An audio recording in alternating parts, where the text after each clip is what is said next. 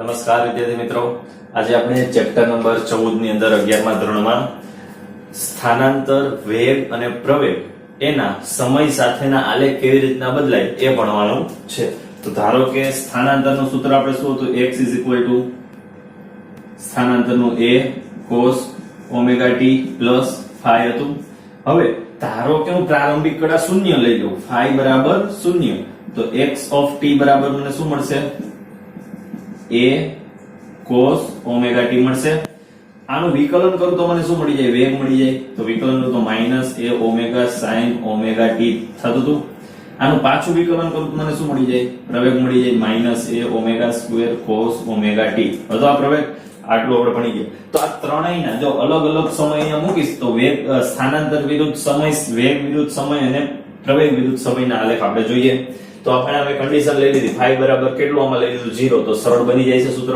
pi/2 લ્યો તો પણ આલેખ તો ઈ જ મળે, પણ અલગ જગ્યાએથી શરૂ થાય પ્રારંભમાં. તો જો અહીંયા લખું છું સવાલ, phi બરાબર 0 માટે સરળ આવર્ત ગતિ, phi બરાબર 0 માટે સરળ આવર્ત ગતિના x of t વિરુદ્ધ t, v of t વિરુદ્ધ t અને a of t વિરુદ્ધ t ના આલેખ દોરી સમજાવો. તો ચાલો આપણે અલગ અલગ સમજાવતા જઈએ, આલેખ દોરતા જઈએ એક સાથે, બરાબર? તો જો હું વાત કરું છું અહીંયા પહેલા કે સરળ આવર્ત ગતિ માટે સ્થાનાંતરનું સૂત્ર શું થાય? સરળ આવર્ત ગતિ માટે હમણાં જોઈ ગયા, phi બરાબર 0 અહીંયા લઈ લઉં છું. phi બરાબર 0 કન્ડિશન આપણે સવાલમાં કીધી છે. તો phi બરાબર 0 માટે x of t થશે a cos ઓમેગા t. કયા અક્ષ ઉપર સરળ આવર્ત ગતિ છે? x અક્ષ ઉપર. v of t બરાબર કેટલું થશે? -a omega sin omega t. a of t કેટલું થશે? -a omega square cos omega t. થઈ જશે આ ત્રણ સૂત્રો. તો હવે આપણે આના આલેખ દોરીએ. જો અલગ અલગ ત્રણેયના ત્રણ આલેખ દોરીએ. કોષ્ટક બનાવીને પહેલા જોઈ લે કે અલગ અલગ સમય, હું એક આવર્તકાળ માટે એટલે એક સાયકલ માટેનું બનાવું છું. તો એક આવર્તકાળ માટે ધ્યાન રાખો, અહીંયા લખીએ x of t, અહીંયા હું લખું છું y of v of t, અહીંયા હું લખું છું a of t. રેડી? અહીંયા હું સમય લખું છું, અલગ અલગ સમય. તો પહેલા t બરાબર 0 સમય લઈ લઉં, પછી t બરાબર t/4 સમય લઈ લઉં, પછી t બરાબર t/2 સમય લઈ લઉં અડધી સાયકલનો, પછી t બરાબર 3t/4 સમય, અને પછી t બરાબર t સમય. થઈ ગયું એક આવર્તકાળના ચાર પ્રકાર અને t/4 t/4 t/4 t/4 ના. હવે જો આપણે આનો આલેખ જોઈએ.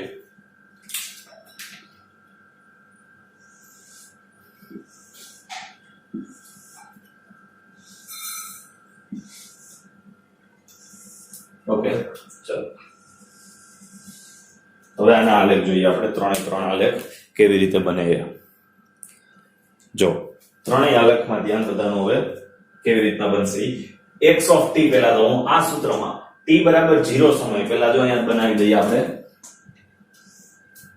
અહીંયા હું બનાવી દઉં સ્થાનાંતર લઈ લઉં x of t બરાબર ઉપર તરફ. અહીંયા હું લઈ લઉં સમય આ અક્ષ ઉપર,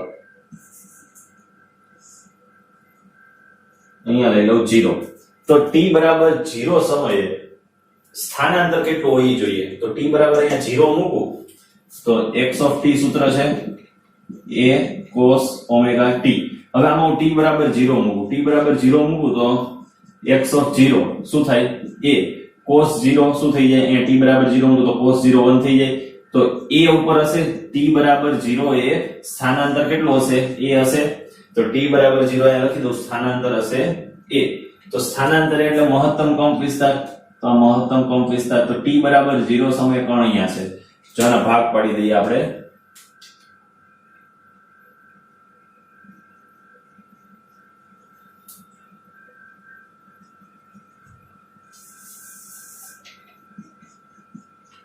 સમયના અલગ અલગ ભાગ લીધા છે આપણે, તો કટકા કરી નાખીએ સમયના.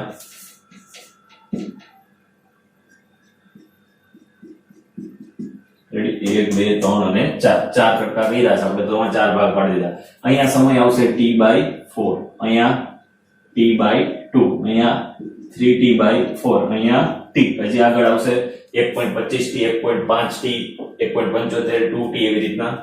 ચાલો, તો મને પેલું મળી ગયું t બરાબર 0 સમય કણ અહીંયા છે. હવે t બરાબર t/4 સમય અહીંયા કણ ક્યાં હશે? ઉપર નીચે ત્યાં. તો જોઈએ, જુઓ t બરાબર, હવે આમાં શું મૂકું? t/4. તો આમાં મૂકું t બરાબર t/4. તો આમાં t બરાબર t/4 મૂકી દઉં તો મને t/4 સમયે કણનું સ્થાનાંતર એ cos ઓમેગા ની જગ્યાએ શું આવે? 2π/t આવે. ઓમેગા બરાબર શું છે? 2π/t છે.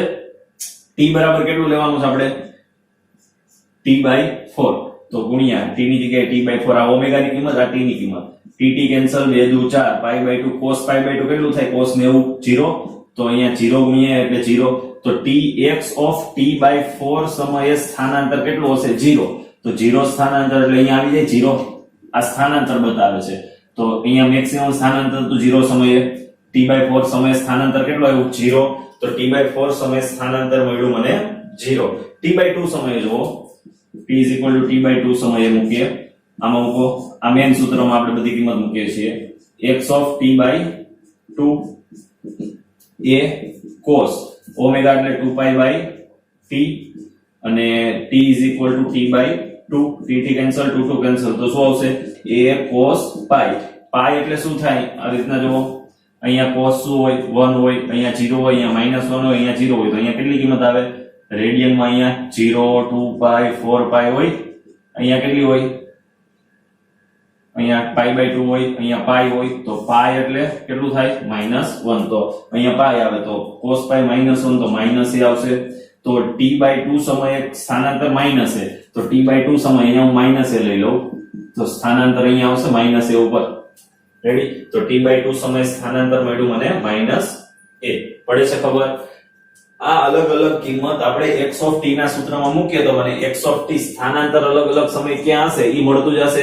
હવે કેટલું? 3t/4 મૂકીએ તો અહીંયા 3t/4 મૂકીએ તો x = 3, x of 3t/4 શું થઈ જાય? a cos 2π/t into 3t/4, tt cancel, 2 દુ 4, તો વધશે a cos 3π/2, 3π/2 વધશે. તો 3π/2 એટલે અહીંયા આવે 3π/2, cos 3π/2 શું હોય? 0. અહીંયા આવે 3π/2 ખૂણો 270, એટલે એને કહેવાય 3π/2. 0, π/2, π, 3π/2, π, 2π. તો 3π/2 0, તો a ગુણ્યા 0 એટલે 0 મળશે. તો 3t/4 સમય કણ ક્યાં હશે? 0 ઉપર, મતલબ અહીંયા હશે કણ 0 ઉપર. હવે કયો સમય રહ્યો? t સમય. તો t અહીંયા મૂકી દઉં, t.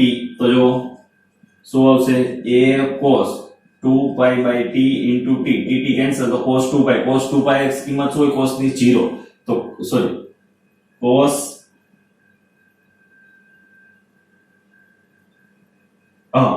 cos 2π, cos ની કિંમત અહીંયા કેટલી હોય? 1 હોય ને. cos ની કિંમત અહીંયા 1 હોય, અહીંયા 0 હોય. તો cos ની કિંમત શું હશે? અહીંયા 2π 1, તો આખું 1 થઈ ગયું. તો 1 into a એટલે જવાબ મળશે મને a. તો અહીંયા t સમય સ્થાનાંતર ક્યાં હશે? અહીંયા કોણ a ઉપર હશે. તો હવે આ બધા પોઈન્ટને જોડ દો એટલે મને x વિરુદ્ધ t નો ગ્રાફ મળી જાય. જો બધા પોઈન્ટને આપણે જોડીએ,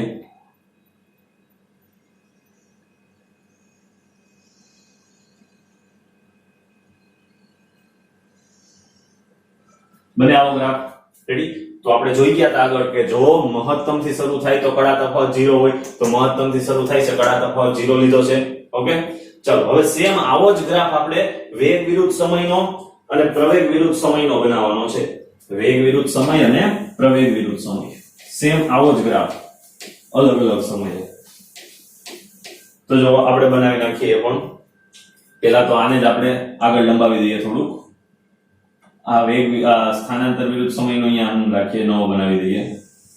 અહીંયા બનાવીએ વેગ વિરુદ્ધ સમય અને અહીંયા નીચે બનાવીએ પ્રવેગ વિરુદ્ધ સમય. રેડી? અહીંયા હું લઈ લઉં p of t અને અહીંયા હું લઈ લઉં t. રેડી? અહીંયા 0, અહીંયા લઈ લો a of t, આ પ્રવેગનો ગ્રાફ, પ્રવેગ માટે પણ આવો જ બનશે t સમયે અલગ અલગ. ઓકે, તો આ બે ગ્રાફ બનાવે. હવે જો v વાળું જોઈએ તો v વાળું સૂત્ર લઈ લઈએ. v સૂત્ર શું છે? v of t is equal to આ સૂત્ર છે. અહીંયા હવે મારે પહેલા તો સમયની લાઈન ખેંચી લઈએ. જો નીચે પણ કામ લાગશે એટલે નીચે લગી જવા દઈએ. નીચે પણ એક સમય આવશે.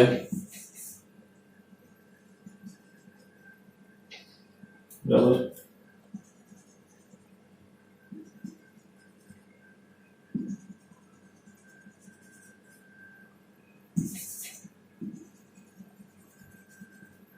ચલો અહીંયા સમય કેટલો છે? t/4. તો અહીંયા t/4. અહીંયા સમય છે t/2. તો અડધો સમય છે t/2. અહીંયા 3t/4. અહીંયા 3t/4. અહીંયા છે t અને અહીંયા છે t. ઓકે, ચલો હવે વેગનું જોઈએ. જો વેગ માટે આપણે પહેલા t બરાબર 0 સમય જોઈએ. t બરાબર 0 સમય મને વેગ કેટલો મળે? તો અહીંયા t બરાબર 0 મૂકું તો sin 0. sin 0 કેટલું થાય? 0. તો sin 0 થઈ જશે 0. 0 ગુણ્યા ગમે કરું તો જવાબ શું આવશે? 0. તો મને પહેલાનો જવાબ મળશે 0. તો પહેલા t બરાબર 0 સમયે કોણ ક્યાં હશે? મધ્યમાન સ્થાન ઉપર હશે. 0 સ્થાનાંતરે. ઓકે, ચલો હવે પછી t બરાબર t/4 મૂકે. અહીંયા t/4 મૂકે શું બની જાય? -a ઓમેગા sin ઓમેગા એટલે 2π/t અને t ની જગ્યાએ શું મૂકવાનું છે? હવે બીજો સમય t/4. t/4 સમયનું શોધીએ છીએ.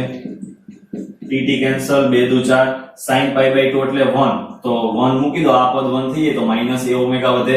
તો વેગ મળ્યો -a ઓમેગા. નીચે મહત્તમ, તો ધારો કે નીચે મહત્તમ અહીંયા આવે છે -a ઓમેગા. રેડી? તો -a ઓમેગા ઉપર. ઓકે, તો અહીંયા મને મળશે -a ઓમેગા ઉપર કોણનું સ્થાન t/4 સમયે. વેગ માઈનસ છે એટલે નીચે. હવે t/2 સમયે જોઈએ. જો અહીંયા મને મળ્યો -a ઓમેગા. જો અલગ અલગ સમયે મને સ્થાનાંતર કયું છે એ લખતો જાઉં છું. અહીંયા સ્થાનાંતર આવ્યું હતું a અને વેગ કયો છે એ પણ લખતો જાઉં છું. હારે તો જો બીજું જોઈએ. હવે મૂકવાનું t/2. અહીંયા મૂકવાનું t/2. તો આ તો સેમ જ છે. જો આમાં નામ નાખીએ. અહીંયા sin 2π/t અને t ની જગ્યાએ t/2. t cancel, 2 cancel. sin π કેટલું થઈ જાય? sin 0 0 sin π 0 થઈ જાય. તો આ 0 થઈ જાય, આખું પદ 0. તો મતલબ કોણ અહીંયા આવી ગયો 0 ઉપર પાછો. રેડી? સમજ પડે છે ને બધાને? આ અલગ અલગ સમય આમાં મૂકતો જવાનો છે. જે કિંમત આવે એ આપણે શોધવાની છે. એ સમય અહીંયા કિંમત લખતો જવાનો, આલેખમાં દર્શાવવાની. હવે 3t/4 સમય. હવે અહીંયા મૂકી દો 3t/4 સમય. 2π/t into 3t/4. તો t કેન્સલ, 2 દુ 4, 3π/2. જો sin π/2 1 હોય તો 3π/2 -1 હોય તો આની કિંમત -1 થશે 3π/2 ની. તો -1 into -a ઓમેગા તો +a ઓમેગા થઈ જાય. તો +a ઓમેગા એટલે 3t/4 અહીંયા લઈ લો. આ +a ઓમેગા છે. તો આ આવશે અહીંયા +a ઓમેગા એ કોણ? તો એ લખી નાખીએ +a ઓમેગા મને મળ્યો વેગ. હવે t સમયે વેગ શોધીએ. તો અહીંયા t સમય મૂકી દઉં. sin 2π/t into t cancel, sin 2π 0 2π 4π શું આવે? 0 આવે. તો આ શું થઈ ગયો? આખો જવાબ 0. તો અહીંયા વેગ મને મળશે 0. sin t સમય વેગ શું મળશે? 0 મળશે મને. તો આ બધા બિંદુઓને જોડી દઉં. જો અહીંયાથી શરૂ થાય છે.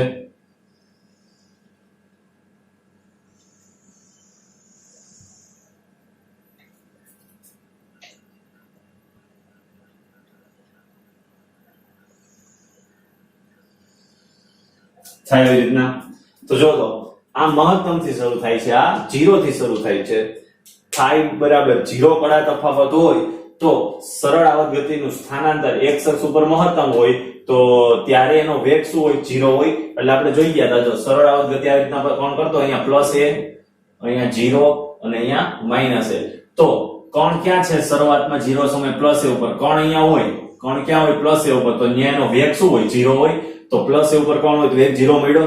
આ બે વચ્ચેનો કડા તફાવત કેટલો છે? આ મહત્તમ થી શરૂ થાય, 0 થી શરૂ થાય. જો એક મહત્તમ એક 0 થી શરૂ થાય તો કડા તફાવત π/2 હોય. તો સ્થાનાંતર અને વેગ એના આલેખ વચ્ચેનો કડા તફાવત કેટલો છે? π/2. હવે પ્રવેગ વિશે વાત કરીએ. જુઓ તો પ્રવેગ વિશે જોઈ લઈએ. જુઓ પ્રવેગના સૂત્રમાં અલગ અલગ સમય આપણે જોઈએ શું મળે છે આપણને.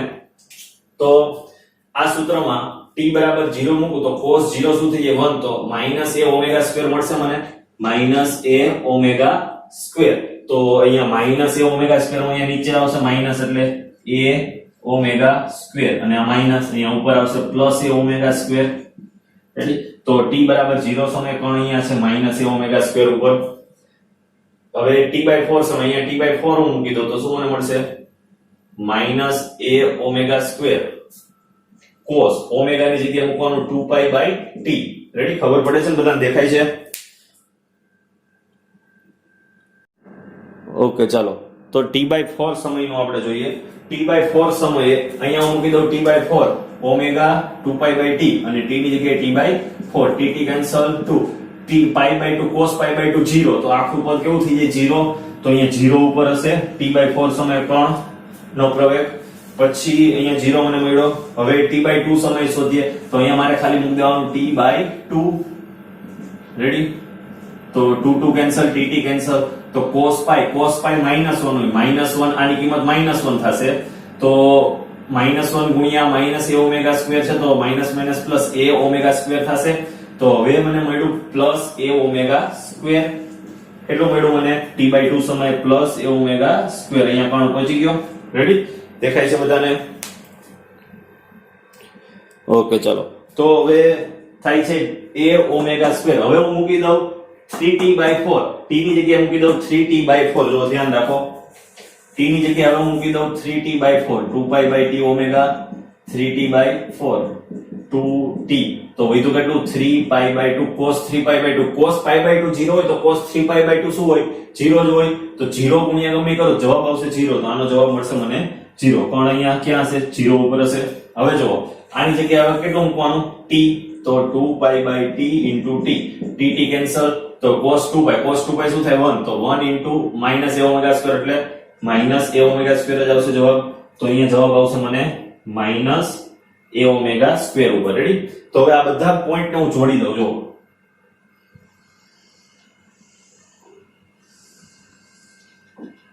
તો આવી રીતના આલેખ મળ્યો. તો જો તો આના કરતા આ π/2 પાછળ વયો ગયો.